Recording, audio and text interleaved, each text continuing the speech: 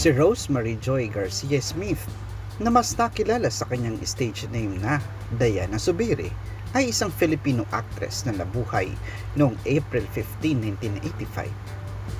Nadiskubre si Diana ng Zico Films noong siya'y nasa 15 taong gulang pa lamang. Gumanap si Diana ng mga sexy films sa ilalim ng Zico Films. Higit na nakilala si Diana sa ating bansa nang mag-post ito ng two-piece bikini sa itaas ng EDSA show flyover sa Mandaluyong. Naging usap-usapan ito sa buong bansa, kaya't napilitan noon ang dating mayor ng Mandaluyong na magsampa ng kaso kay Diana at sa FHM. Subalit, inurong din ito matapos na humingi ng apology ang kampo na Diana.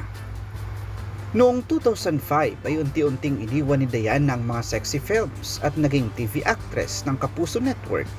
Isa sa kanyang hindi malilimutang pagganap ay sa palabas na Linlang at Encantadia bilang si Danaya.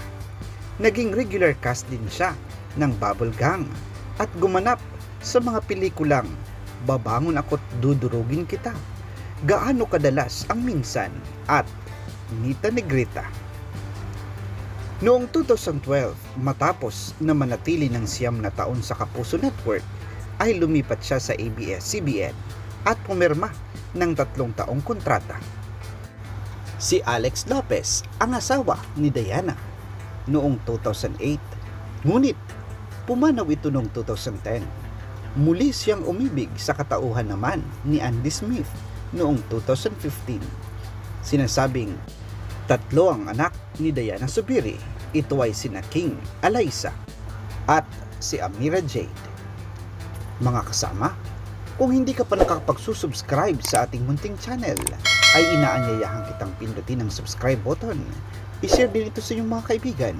Maraming salamat sa inyong panonood, mga kasama.